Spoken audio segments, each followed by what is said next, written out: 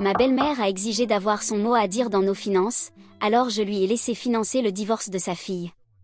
J'utilise un compte jetable, parce que mon ex-femme et sa mère naviguent parfois sur Reddit. Ma femme et moi avons été mariés pendant 4 ans, mais maintenant, les choses vont bientôt être très différentes. Nous avons eu une vie décente ensemble. Nous n'étions en aucun cas riches, mais suffisamment à l'aise, avec une maison modeste et quelques économies. Nous travaillions tous les deux à temps plein et nous partagions les dépenses de manière assez équitable, même si je gérais la plupart de la planification financière. Le problème, ce n'était pas nos finances. Le problème, c'était ma belle-mère. Dès le premier jour, elle a clairement fait comprendre que je n'étais pas assez bien pour sa précieuse fille, qu'elle méritait beaucoup mieux.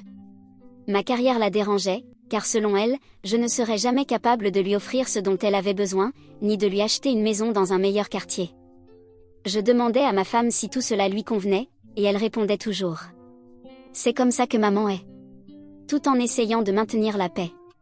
Mais l'année dernière, l'ingérence de ma belle-mère a atteint un niveau supérieur. Je sais que son ingérence précédente plaçait déjà la barre très haut, mais cette année, c'était pire. Elle est devenue obsédée par nos décisions financières. Au début, c'était des questions innocentes entre guillemets sur nos économies et nos investissements. Rien de bien différent de ce à quoi elle nous avait déjà habitués. Puis, cela a évolué vers des critiques directes sur notre façon de dépenser notre argent. Et ça n'a cessé d'escalader, jusqu'au jour où elle s'est présentée chez nous à l'improviste, un week-end. Ma femme et moi venions tout juste de monter des meubles neufs que nous avions achetés en promotion. Nous étions fiers de la bonne affaire que nous avions faite, car les meubles étaient de bonne qualité et vraiment bon marché. Ma belle-mère est entrée, a regardé autour d'elle avec une expression de dégoût et a dit « Vous avez vraiment besoin d'apprendre la différence entre être radin et être économe. » Et elle a passé l'heure suivante à pointer tout ce qui n'allait pas avec nos achats. La table basse était de mauvaise qualité, le canapé ne durerait pas plus de 2 ans, et apparemment, nous aurions dû la consulter avant de dépenser de l'argent pour ce genre de cochonnerie. J'ai demandé à ma femme, à voix basse pour que sa mère n'entende pas. « Est-ce que quelqu'un vous a consulté quand ils ont acheté votre mère ?» Mais elle est juste restée là, mal à l'aise, sans dire un mot pour défendre nos choix. Après le départ de sa mère, je lui ai demandé pourquoi elle ne s'opposait jamais à elle. Elle a juste haussé les épaules et a dit que cela ne valait pas la peine de se disputer. Quelques semaines plus tard, nous avons dîné chez ma belle-mère. Je ne sais pas comment nous sommes passés d'un sujet comme la politique qui était d'ailleurs moins controversé à cette table à l'univers de ma belle-mère. Elle a détourné la conversation vers le cousin de ma femme, qui venait d'acheter une nouvelle maison dans un quartier très chic, mais aussi extrêmement cher. Le genre d'endroit où chaque maison coûte $1 million, voire plus. Peut-être un endroit où seuls les politiciens peuvent se permettre d'acheter. Et c'est là que ma belle-mère a fait la connexion. Elle n'arrêtait pas de parler à quel point le cousin était intelligent avec ses investissements, et comment sa femme ne devrait jamais s'inquiéter de l'argent. Je pouvais sentir la critique implicite. Quand j'ai mentionné que nous économisions de manière agressive pour nos objectifs futurs au lieu de nous endetter avec une énorme hypothèque, elle a répondu en riant. Ne le prends pas mal, mais visiblement, tu ne comprends rien à la construction de la richesse. Si tu avais laissé quelqu'un d'expérimenté te guider, ma fille ne vivrait pas dans une maison de pauvresse dans 5 ans. Ma femme, comme toujours, n'a rien dit. Je lui ai répondu que la maison n'était pas si mal, puisqu'elle avait coûté plus de $300 000. Mais que nous n'allions pas nous endetter 3 fois plus juste pour que sa mère se sente bien quand elle nous rend visite. Je lui ai même dit que la maison remplissait une double fonction, si c'était le cas. La semaine suivante, ma femme m'a montré son téléphone. Sa mère lui avait envoyé des liens vers des conseillers financiers, en particulier le sien, qui, soi-disant, avaient aidé plusieurs amis de la famille à sécuriser leur avenir. Et aussi à toucher une commission pour ma belle-mère, car ce n'est pas le genre de personne à faire quoi que ce soit gratuitement. Il y avait forcément quelque chose pour elle. Les messages devenaient de plus en plus insistants, avec ma belle-mère exigeant que nous rencontrions son conseiller. C'est la première fois que ma femme a exprimé un avis là-dessus. J'en ai marre de tout ça. Nous avons donc décidé de rester fermes. Je m'occuperai d'elle si elle remettait le sujet sur la table. Nous n'avions pas besoin d'un conseiller au hasard qu'elle connaissait, surtout que je soupçonnais fortement que cette personne lui rapporterait tout. Mais ce n'est pas une femme qui comprend les sous-entendus. Elle m'a appelé directement, une semaine plus tard, en contournant ma femme. J'ai réfléchi à l'avenir financier de ma fille, m'a-t-elle dit sans même dire bonjour. Je veux que vous deux ouvriez un compte d'investissement commun que je puisse surveiller. Je dois protéger les intérêts de ma fille, parce qu'après, les hommes l'abandonnent sans rien. Je lui ai répondu très clairement que nos finances ne la regardaient pas.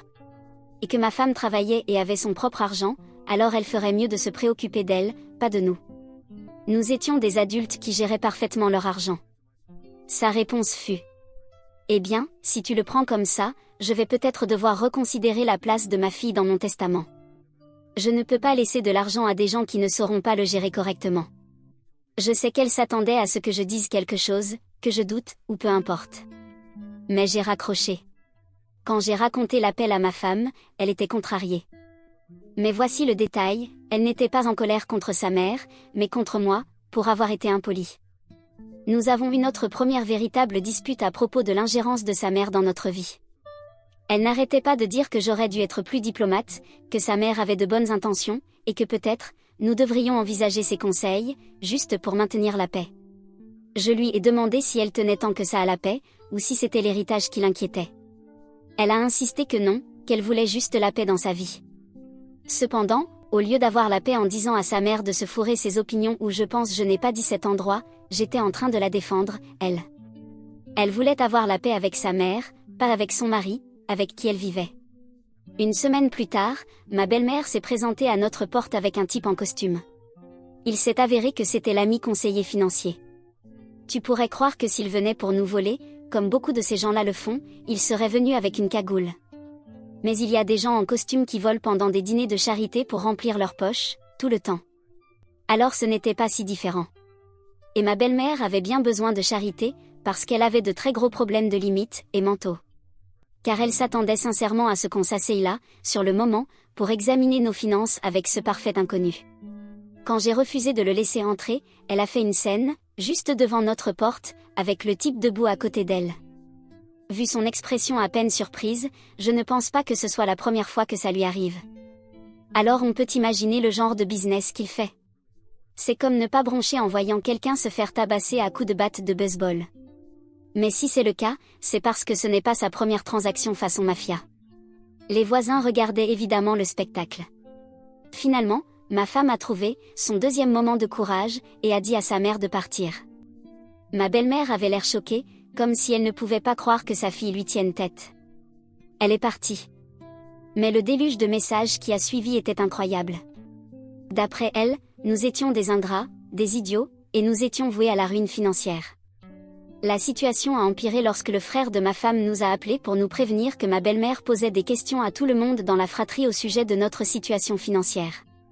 Et qu'elle répandait des rumeurs comme quoi je contrôlais financièrement ma femme. C'était clair, nous devions prendre des mesures plus drastiques pour établir des limites. C'est alors que j'ai eu une révélation. Puisqu'elle voulait tellement s'impliquer dans nos finances, pourquoi ne pas lui donner exactement ce qu'elle voulait, mais à nos conditions. J'ai discuté d'un plan avec ma femme. Elle hésitait au début, mais elle a accepté, pensant que c'était peut-être la seule façon de gérer sa mère. Alors j'ai appelé ma belle-mère et lui ai dit que nous reconsidérerions son offre d'aide concernant nos finances. Je lui ai dit que nous aimerions créer un compte spécial, dans lequel elle pourrait contribuer si elle souhaitait s'impliquer. Elle était ravie, acceptant immédiatement de nous rencontrer. Quand elle est venue, j'avais tous les documents prêts, pour ce que j'ai appelé un « fonds d'urgence familiale ». Je lui ai expliqué que ce compte serait uniquement destiné aux urgences familiales imprévues, et que nous apprécions son désir de nous aider à assurer notre avenir. Ma belle-mère était tellement excitée d'enfin obtenir ce qu'elle voulait qu'elle a signé les papiers sans même lire les détails. Ce qu'elle ne savait pas, c'est que le compte était configuré de telle manière que, bien qu'elle puisse y déposer de l'argent, elle ne pouvait en retirer aucun centime sans l'approbation conjointe de ma femme et de moi-même. Les termes stipulaient clairement que toute contribution serait considérée comme un don au patrimoine marital, et ne pourrait être utilisée qu'à notre discrétion, uniquement pour de véritables urgences familiales. Elle a immédiatement transféré 25 000 $ sur le compte. J'ai été surpris par le montant, mais cela a confirmé ce que j'avais toujours soupçonné. Son désir de contrôler nos finances n'était pas destiné à nous aider. Il s'agissait de maintenir son pouvoir sur sa fille, exactement ce dont elle m'accusait. Au cours des semaines suivantes, ma belle-mère a continué d'envoyer des conseils en investissement. Et elle demandait les relevés de compte. Je gardais les informations vagues, lui disant simplement que sa contribution croissait de manière sûre. Elle semblait plutôt satisfaite, et a même ajouté 10 000 $ supplémentaires, disant que nous devions diversifier. C'est à ce moment-là que j'ai commencé à remarquer des changements dans le comportement de ma femme. Elle restait tard au travail et devenait évasive sur ses horaires. Au début, je pensais qu'elle était simplement stressée par la situation avec sa mère. Mais quelque chose ne tournait pas rond. Un soir, pendant qu'elle était sous la douche, son téléphone vibrait sans arrêt avec des notifications. En temps normal, je ne fouillerais pas dans son téléphone. Mais vu son comportement récent, j'ai regardé l'écran. Il y avait plusieurs messages d'un certain Mike. L'aperçu montrait assez pour comprendre que ce n'était pas simplement une relation professionnelle. J'ai déverrouillé son téléphone, nous connaissions les codes d'accès de l'autre et j'ai lu les messages. Elle avait une liaison avec ce type, Mike, qui travaillait apparemment dans son service. Les messages étaient explicites, et il était clair que cela durait depuis au moins 2 mois. Lorsqu'elle est sortie de la douche, je l'ai confrontée avec le téléphone. Elle a essayé de me l'arracher des mains, puis s'est effondrée en larmes quand elle a compris que j'avais déjà tout vu. Elle a admis la liaison, prétextant qu'elle se sentait étouffée dans notre mariage et qu'elle avait besoin d'un peu d'excitation.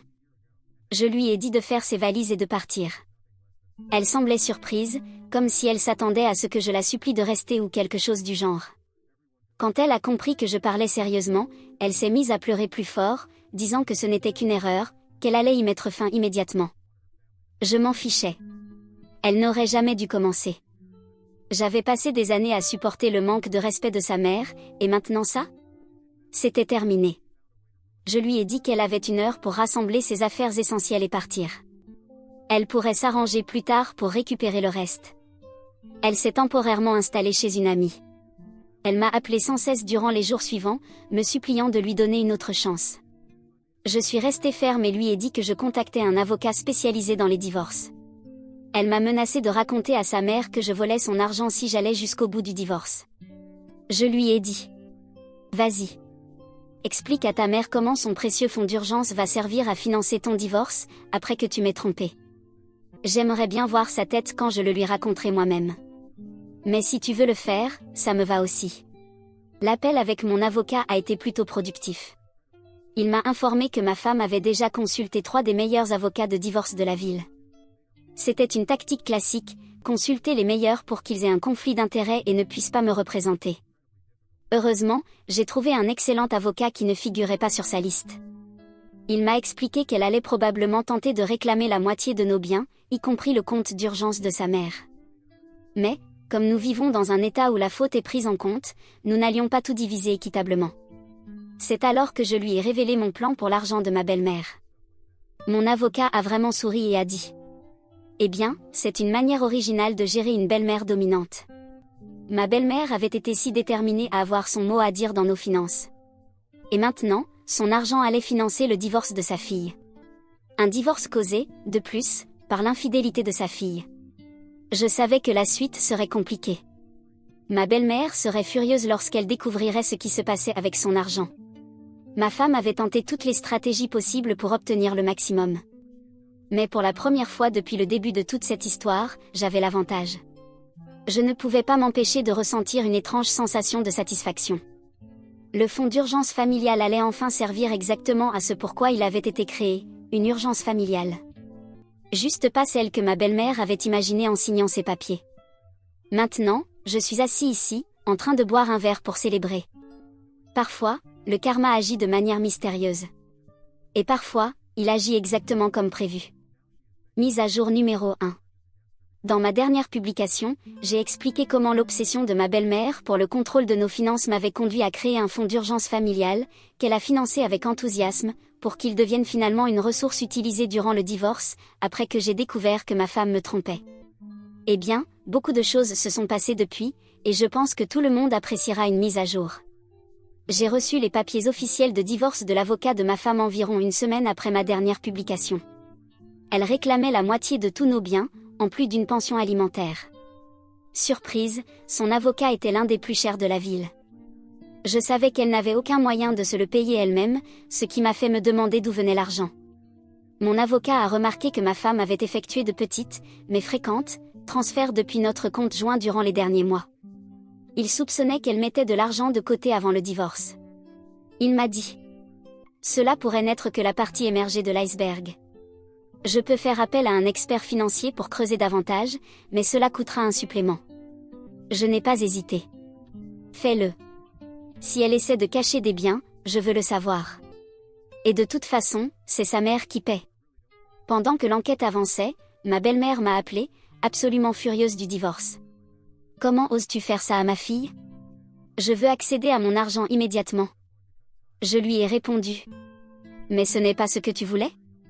Je ne sais pas si l'idiot avec qui elle couchait te plaît, mais voilà. Quant aux conditions du compte que tu as signé, elles disent clairement que l'argent ne peut être retiré qu'en cas d'urgence familiale, avec nos 2 signatures.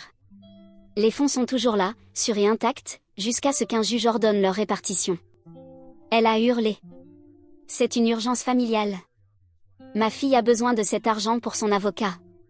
J'ai répondu. Intéressant que tu considères le fait qu'elle ait besoin d'un avocat pour un divorce après m'avoir trompé comme une urgence familiale.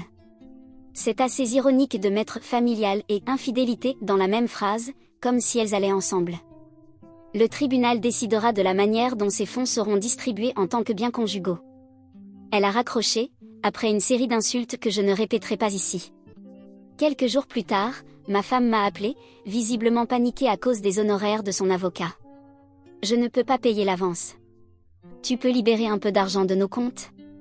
J'ai répondu.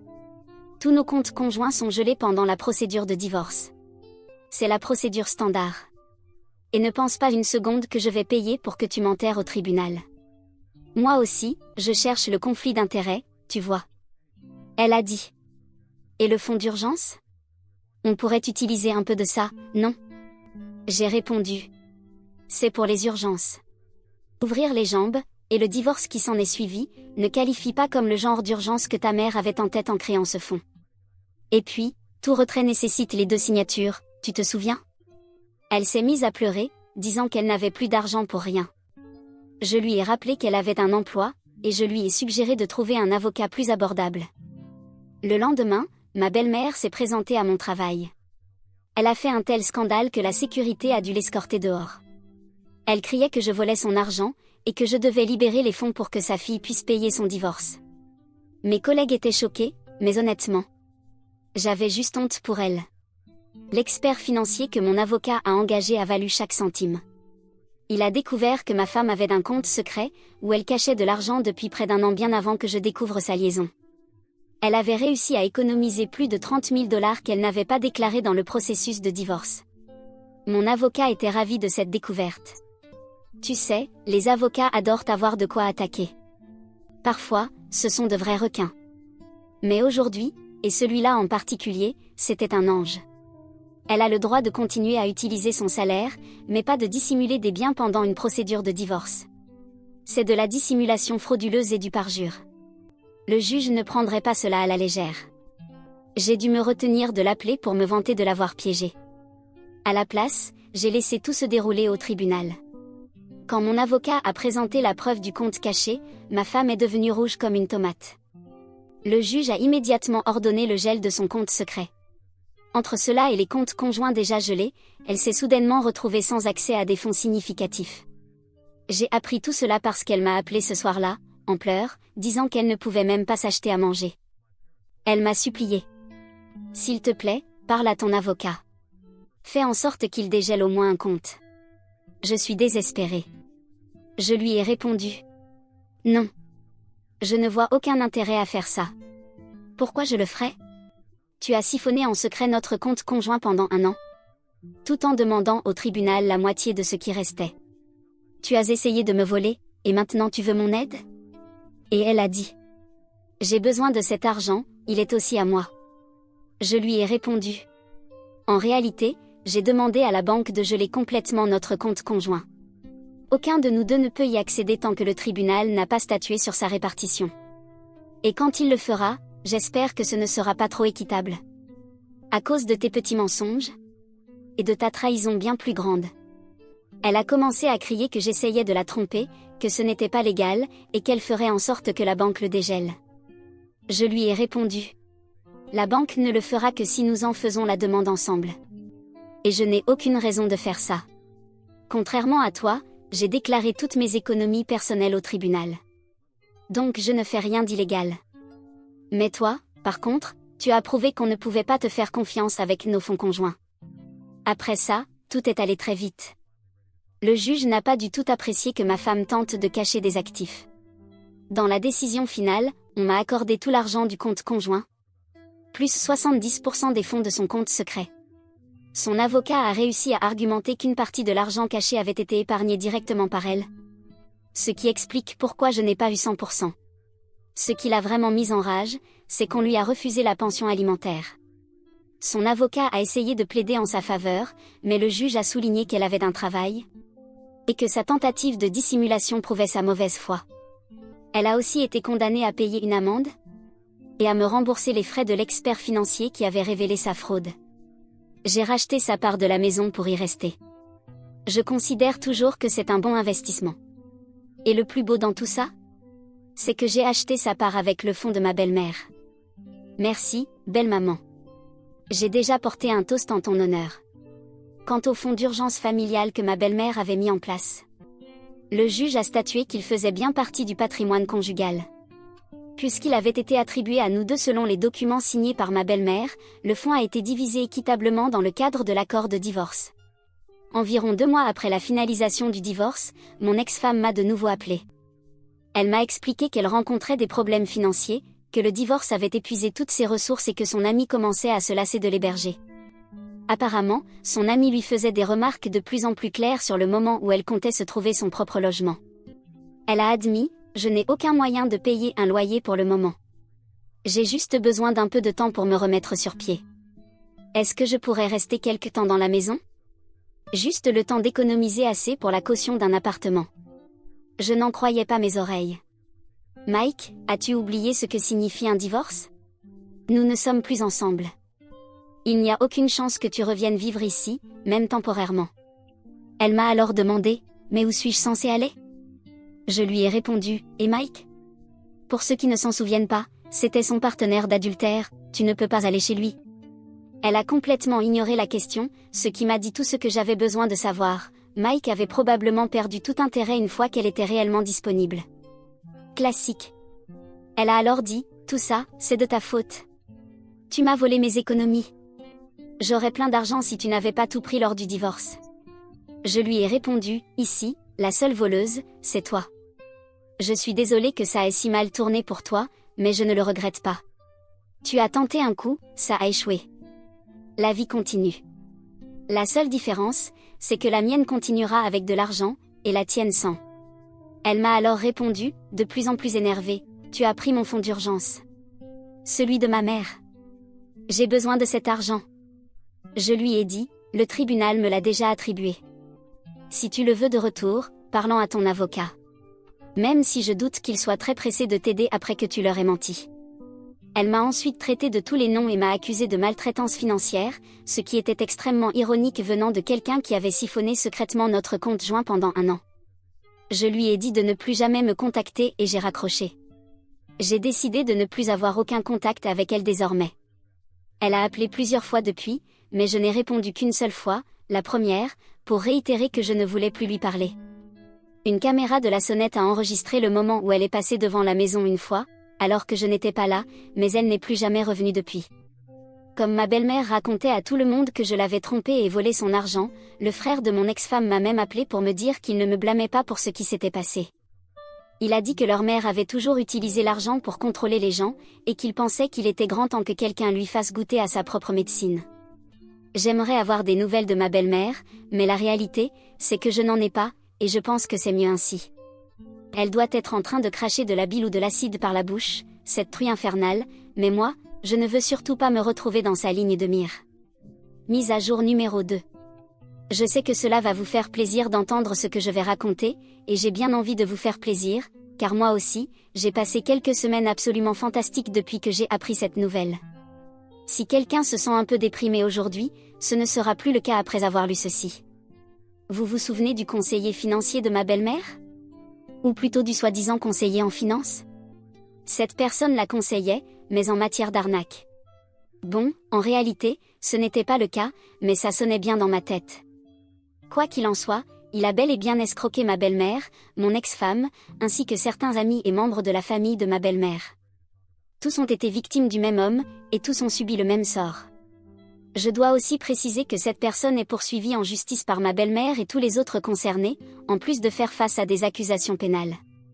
Mais, malgré tout, je reste dans un état de bonheur constant, sachant que même s'ils le poursuivent, ils ne récupéreront jamais un centime. Ce type n'avait pas mis de côté l'argent de tout le monde, au cas où, il aurait un jour à le restituer. Non, il l'a tout simplement dépensé.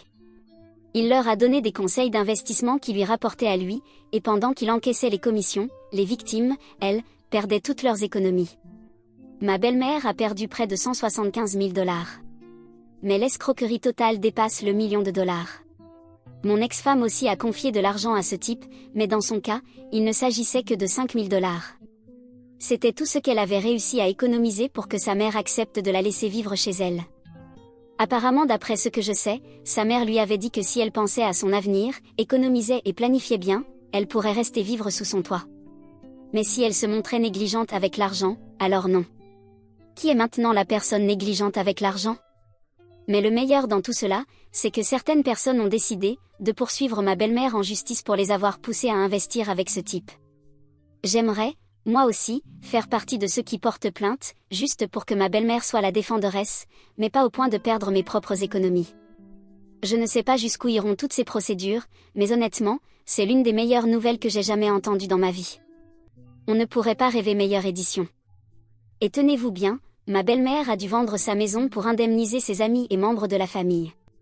Personne n'a pu récupérer l'intégralité de l'argent perdu à cause de l'escroc, alors ma belle-mère a été contrainte de vendre sa maison pour tenter de les dédommager.